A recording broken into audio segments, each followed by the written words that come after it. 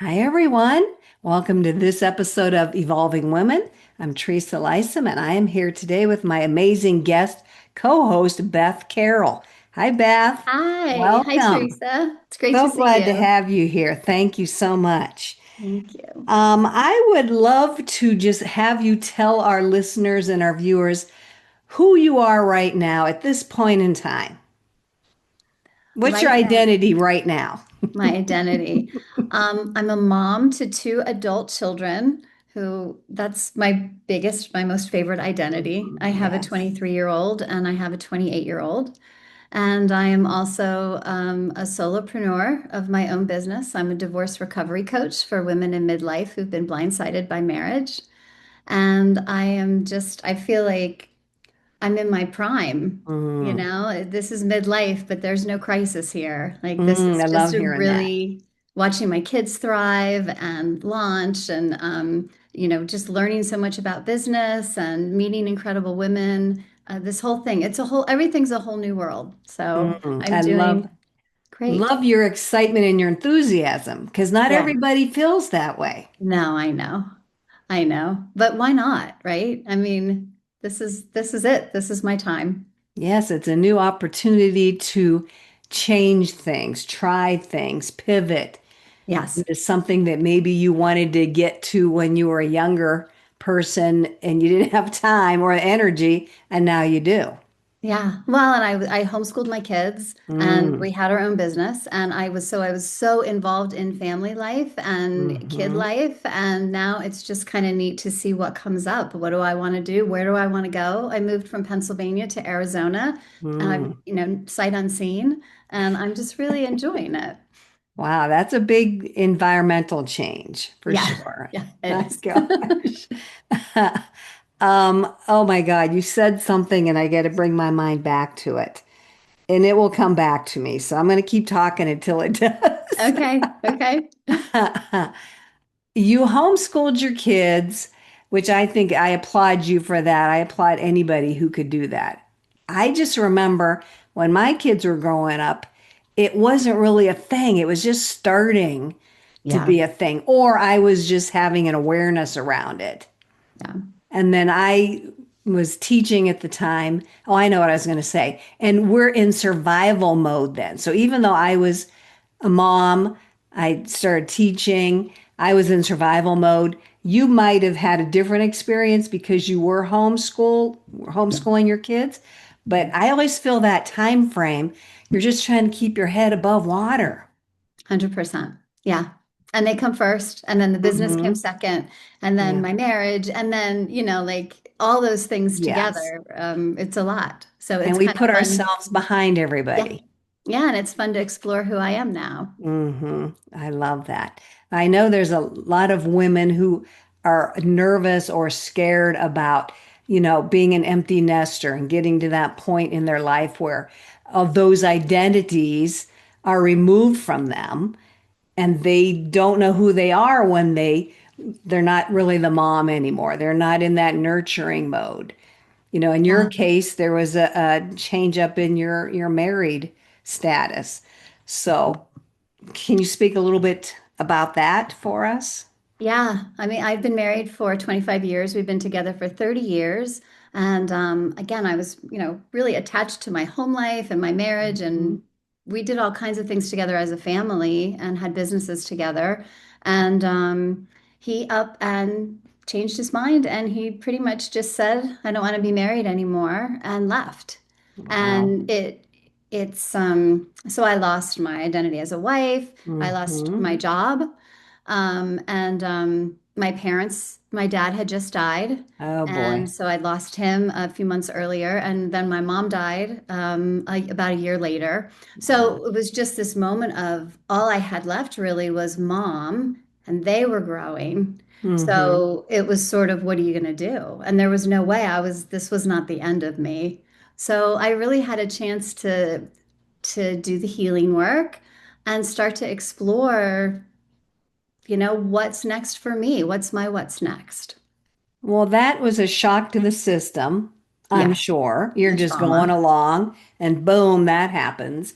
So, how did you, spoke the word heal. Like, how did you come out of that? Because there had to be all kinds of emotions churning. Your identity was ripped out from you, a couple of identities. You lost your parents in short succession. So there was a lot going on. How did you pull yourself away from that? Yeah, it was a lot of grief. And when your spouse leaves that way, it's a trauma. I It's not, bet. it's just a Yeah. huge shock and a trauma. And so you Mm-hmm. embody that. So I learned a lot. I spent a lot of time grieving, a lot of time frozen. Um, Mm. COVID came right after he left. Oh So I man. watched a lot of Great British Bake Off because Oh. it's very calming. And I did journaling and therapy, and I tried a lot of different things, and started to climb out of it. And then I found subconscious reprogramming, and I found embodied processing and somatic work, and I just realized that there was a way to get rid of this trauma, to get through it, and to get to the other side where I became indifferent to him and I could really focus on me. So it Mm. took time and it took for me a lot of research and trying to figure things out. And I finally, you know, found things that worked for me so that I could move forward. And yeah, I moved and I started, I didn't really start over. It's a new beginning because I had 52 years of experience behind me. Mm-hmm. But Mm-hmm. yeah, so that's how I got here. Which I think we tend to dismiss our Hmm. previous life experiences. Yes. You And people know, were always saying, "Oh, you're starting over," or like, "Oh, you're starting from scratch." And a lot of my clients will say to me, "Oh, like, gosh, I'm starting from scratch. Those years were wasted. I married the wrong guy." And I'm like, mm-hmm. no, Mm-hmm. that's absolutely not true.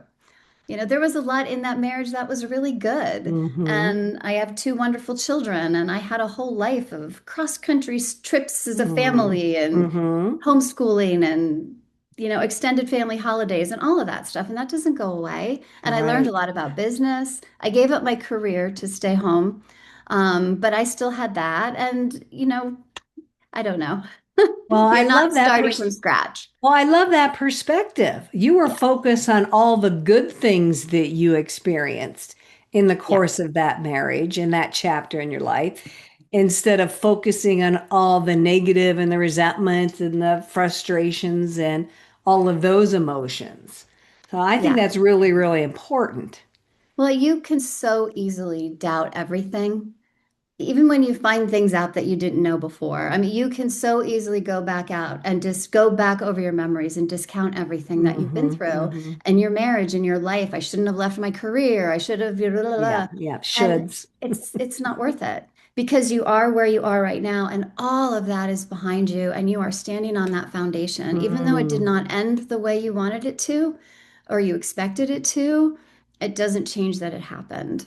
No, I love that. I love that seeing that all as a foundation point Hmm.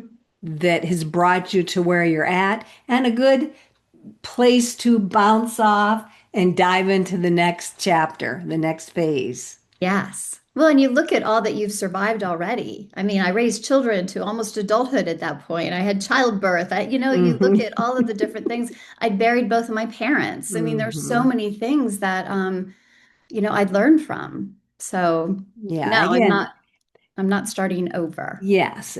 So I love that. And I love that you grieved. It sounds like you gave yourself grace to go through that process. Yeah, you really have to dig in and understand the grief, understand where it's coming from, understand what you're making it mean about you also, Hmm. because that's really where we get stuck, is that we give everything a meaning about ourselves. And like I said before, you start to think this was a waste. I've Hmm. had clients say, I made a bad choice. I never should have married him when they were 20. I mean, Right. how do you know? I'm somebody that people leave. I'm worth nothing. I'm a loser. I can't hold a marriage Yes, together. I'm a yes, I failure. bet. Like, what do you make all of this loss mean about you? And even with death, a lot of times people think that they're taken from them on purpose. Like, Right. why is this happening to me? The world is Yes. against me. The universe is against me. Yeah, exactly. But I love that it sounds like you were like, you said, give it meaning. What kind of meaning are you giving those experiences? Are you looking at as what lesson can I learn here? What Hmm. can I take from this as that jumping off point for my next step, my next action? It's all perspective. It is. It is. And those deeply, when your husband leaves this way, it brings things up and it sort of gives it proof. So if there's ever a time in your Hmm. life before that you had thought I'm not worthy, going back to Yes. childhood, that is still within you. And then he leaves and there's the proof right Yes. there and you're right back in it. Oh, I'm not worthy. See, I knew it. Yes. I Yes. deserved this. And all of that can just keep you stuck in terrible, terrible pain. Hmm. Wow. Not a good way to go through life. No, Beating yourself up for that entire for experience. something that you really had nothing to do with. Right, right. He didn't give you a chance. He picked up his shoes and left. And Hmm. there you were. And that's kind of brings me to beliefs, our beliefs. When I first heard this, actually not all that long ago, in the Hmm. last couple of years, that our beliefs drive so many things. Hmm. Like the belief that we should be going to college. We should, as a mom, I should be doing this. As you already mentioned shoulds. We Yeah. should be doing this. Oh, this is what I should be thinking. I should be attending to like all these shoulds that are programmed into society or we trained into whatever Yes. you want to call it. But I found that hard to buy into at first. The Okay. beliefs were underlying so many things, and I have Yeah. learned otherwise that yes, it all comes down to beliefs. Yeah, you're programmed. You hear all Hmm. of these things and even like the good girl things and Yep. you should have done this. Oh, you should have done that. You should have done this. And it all leads to these beliefs that you're programmed into as you should have been better. You could have been better. You're Hmm. not good Hmm. enough.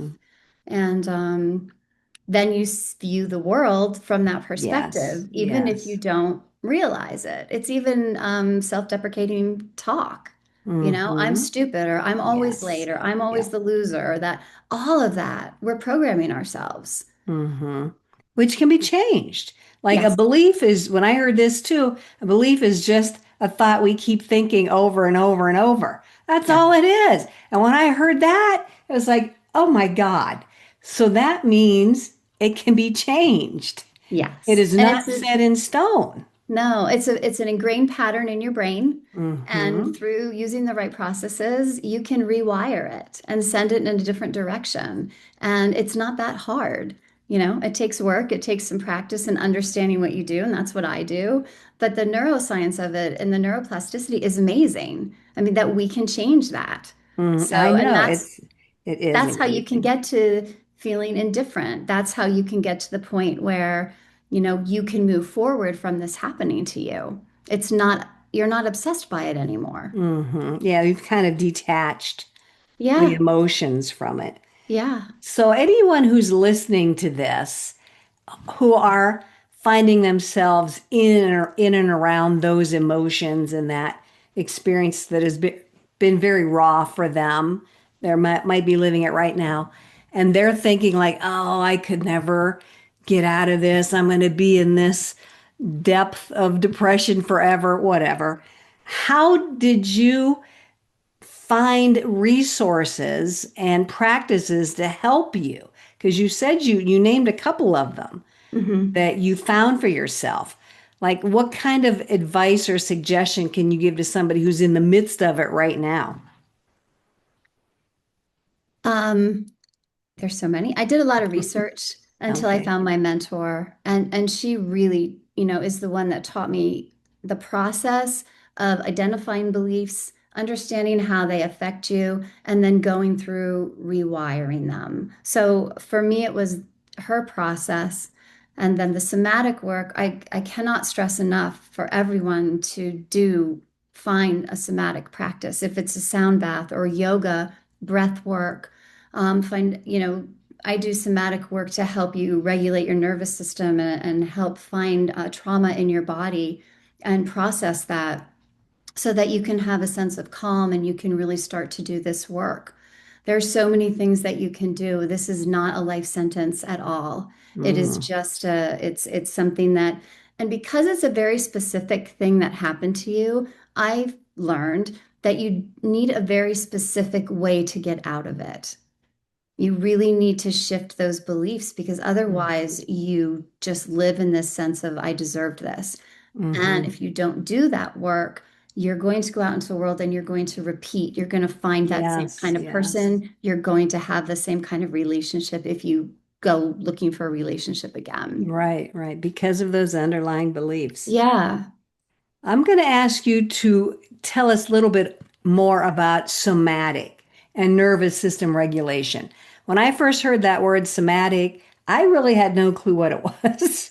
Like Oh, it took me a while to figure it out. And I appreciate you saying you did the research and people can go research it because we have so many ways of researching nowadays at our fingertips. But just give us a little sense of what somatic means and this whole idea behind nervous system regulation, if you would, please. yeah. I mean, it's body work. The idea, if you've heard of the body keeps the score.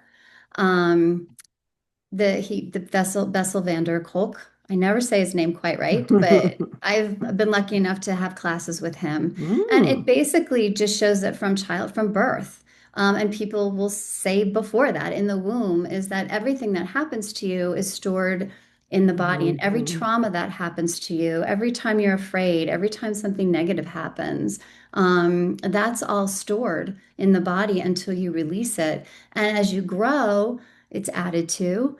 And in order to really, it's kind of like the full circle. I really believe in the subconscious reprogramming so much. But what I learned is that without the body part of it, you don't heal full circle. So mm, you want to release it from the body. You want to go in and find it. Do I have tense shoulders? Do I have a tight jaw? Am I carrying it in my stomach?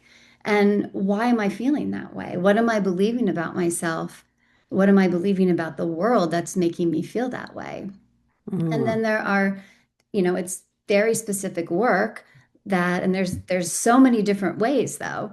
Everybody has a little bit of a different way to do it. I've trained with a couple of different methodologies, and it's just a matter of recognizing it and understanding it and being able to release it. mm. That wasn't Thank super you. scientific, but Well, no, no, that was perfect. And I know when I was growing up, it was all about the mind, right. like the intellect. Like at least it was in my household. Yes, me too. And think like you could think your way through so many things. And if you had the right knowledge, you could figure things out. Like emotions were pretty dismissed when Hmm. I was growing up. Like you don't mess with emotions, you're going to get stuck in them or whatever. Ah, But to understand and finally come to the idea that the emotions are stored in our physical being. That's kind of big. That's a big understanding. And people might be hearing it for the first time here. wow. Yeah, I mean, it was new to me too. I have an undergraduate degree in psychology, so that was where I was coming from. It was all Hmm. the logical things. And once you Yes, understood logical. what Yes. happened, once I understood, then I could move through it and positive self-talk and all of that. And Hmm. this for me was totally different. I could not, I could not think my way out of it. And what I didn't understand was that all the subconscious stuff was in the background. And Hmm. all of those, you know, beliefs that I wasn't good enough, that I somehow caused this was where I was operating from. And that for me came from when I was quite young. Hmm. So him leaving like that was proof that, there was something wrong with me. And my physical symptoms, I had a lot of physical symptoms when he left, and I just never felt good. And Hmm. I could have an anxiety attack like that, felt in panic. And it's because when that trauma happens, your nervous system sees it as a threat. And that threat doesn't go away until it's released and calmed, and then it can know that then it knows that it can be safe again. So when that trauma happens to you, your body stays on high alert. It is constantly, it's working to protect you. Your brain, your subconscious and Yeah, yeah, nervous yeah. system, what's all connected, is working to protect you. And that's why you're constantly on edge. You can't stop crying. You can't stop talking about it. It's all that you think about. It wakes you up in the middle of the night Mm, because, very basic things that our body does has been activated.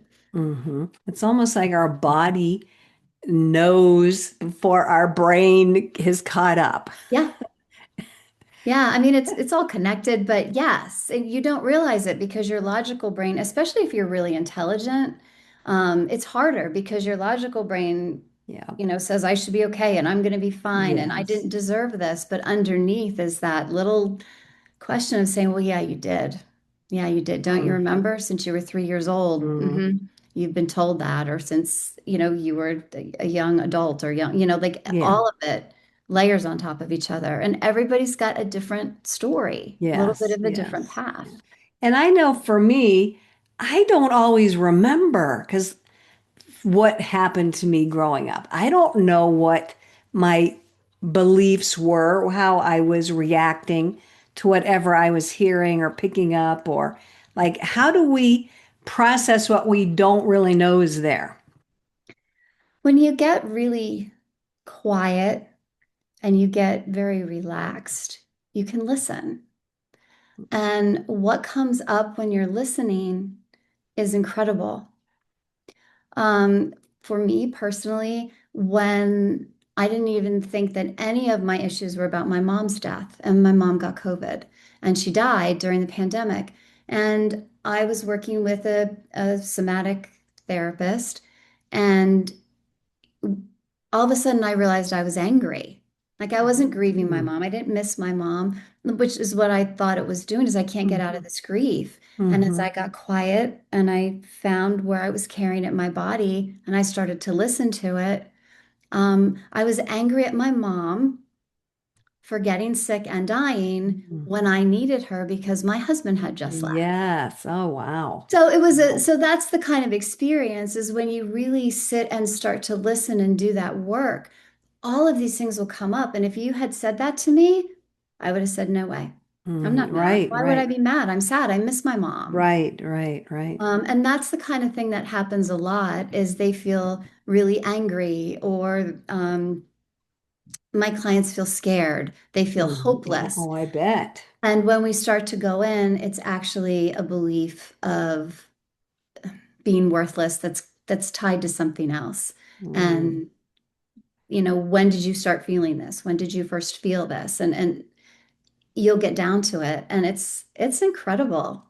And it happens kind of quickly once you start to figure out what it is. And Yeah. then once we identify it, we work to release it. Yeah. Awareness is huge. Mhm. That's, you have to be aware. And I just listened to something this morning about acknowledging those feelings, those emotions, that trauma, whatever. Awareness, like I just said, acknowledging, sending it love. Like, Mhm. what's your thoughts around that whole approach? What the sending it love or the Yeah, and just being like, I always think of being grateful as well. Like, thank you for that. Thank you for the anger. Thank you for, showing me. Well, I don't know. I'm not coming up with a good example in my head, but to me, that really resonated. Like, Mhm. it just wants to be acknowledged. It might have happened 30, 40, 50 years ago, and we just kept stuffing it down. And it kept trying to repeat the pattern over and over, playing out in your life. But until you acknowledge it and just give it what it needs, and then it leaves. Have Right. you found that? Yeah, I mean, I usually do. There's work to like release things. There's different things that you can do Right, to right. to release it. Um, but I think yes, you need to understand it and understanding too that this type of divorce is a trauma and that trauma affects your body completely differently and your brain completely differently than just, something, every day something bad that happens. Hmm. Hmm. Um, it's comparable to car accidents and a lot of people say, well, it's not that bad.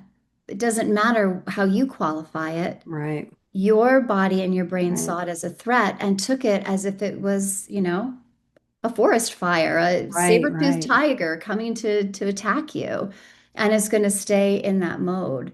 Um, and yes, I think after you do work, you begin to feel grateful that you've identified it and you've released it. And now you can learn from it and understand where you got stuck and how you made something mean something about yourself instead of just taking it as my mom died and that's really awful. Hmm. I took it as, well, this has been done to me, Yeah. Yeah. Oh my gosh. When which you no. say it like that, it's like, it almost sounds absurd. Yes, it does. And that's a judgment. But when you think about it, this awful thing happened and I made it about me. Hmm. And I didn't mean to. And I didn't even Well, know it yeah. until I started working on it. I thought, oh my gosh, I'm angry. And then I could work through the fact that she didn't get sick to do something to me. She Right. didn't. And just to Right. begin to understand that and release it. And then I could grieve, just grieve. I missed my Mm, mom. mm, And yeah, it's a really sad thing, but to me it was such a beautiful thing because I was really able to then just grieve my mom and it mhm. wasn't about me anymore. And I think sometimes we don't realize or we forget that there's layers of emotions Oh yeah. that we're not even seeing. We might just be seeing that top layer. But like you Yeah. said, underneath that supposed sadness, you were really angry, but you didn't realize it. So you had to No. work through those layers of emotions. Yes. And that's what kept me obsessing. Like I could not get over it. And that's why I thought I sought help because I was just like, gosh, I'm everything. I thought it was, oh, everything happened all at once. So I'm not, this grief is kind of stuck here. To heck with Yeah, everything yeah, else. yeah.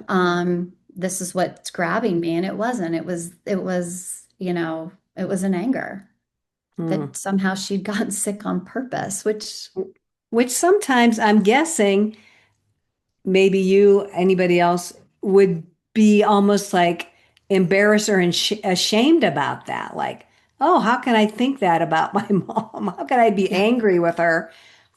So just having an awareness and acknowledgement of that, that can kind of take you aback. Like, oh, I shouldn't have felt that way. Why should I be yeah. angry with her? But again, you had to acknowledge that and see it for what it was. Well, and it surprised me. And I'd already done all of the subconscious stuff. Like I'd really worked on my shoulds. So I kind of knew how to handle that already. So I Mm-hmm. saw it. My reaction was fascination. Oh my God, Mm. I'm angry Oh, as I was cool. doing it. And I thought, Yeah. oh my gosh. And yeah. And once I figured it out, and we dug a little deeper, to try to figure out what that was related to. Um, Yeah, the body, it's just the whole thing, the body and the mind, it's fascinating to me that I think I have it all together and I Hmm. was doing great. I moved to Yes. Arizona and nope, I still Don't had this sticky thing, don't we all think that we have right? it all together and we've grown so much and oh, there it is again. Yeah. But there's a way to get out of it and there's a way to understand what's happening and do the work to release it. So it's gone, it's gone away, which I love. And I'm thinking that it's good to have an outside person, an objective third party who's outside of your head that can help you through that. Yes, I couldn't have done it without help, and I Mhm. love working with my clients to help them, however they need. We just sort of go with whatever they need in that moment. If it's the subconscious work, they're going to really work on that, and we'll throw the body part in later. I mean, everybody's got their comfort levels, but Mhm. yeah, without a guide, I think you can get really lost, and I think you can get confused as to what you're actually experiencing until you get, Mm. good at it. But I mean, I always go for help. I just think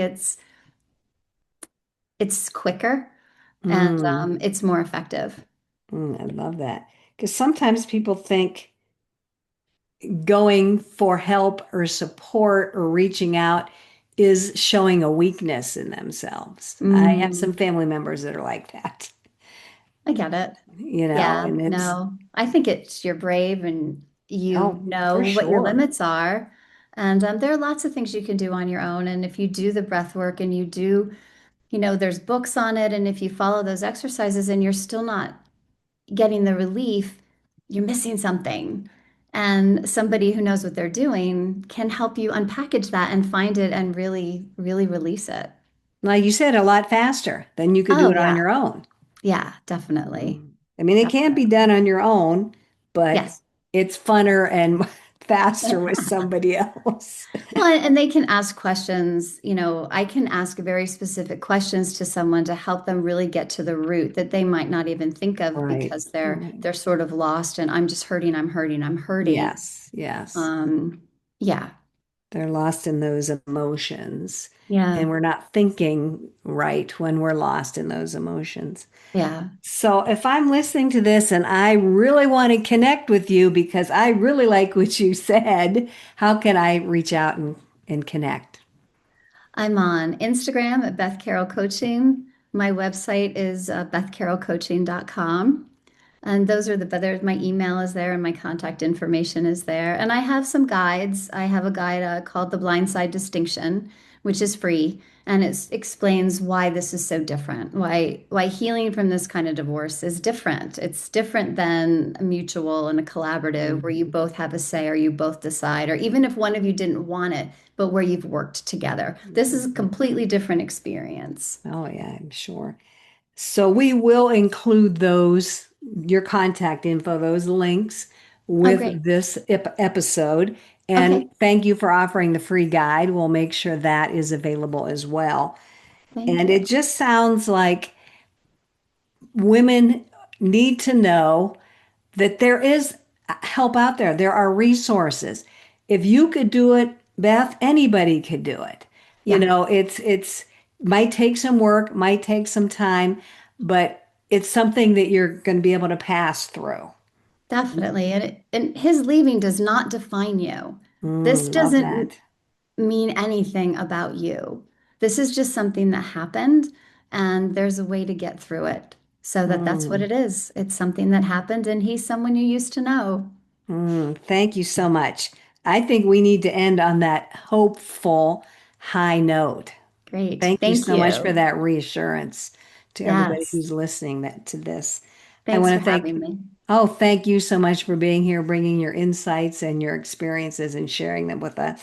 I want to thank everybody who's listening in. Please feel free to reach out to Beth and, she might be able to help you, she might not, but she's a delightful person. I'm sure you'll have great conversations like we've just had.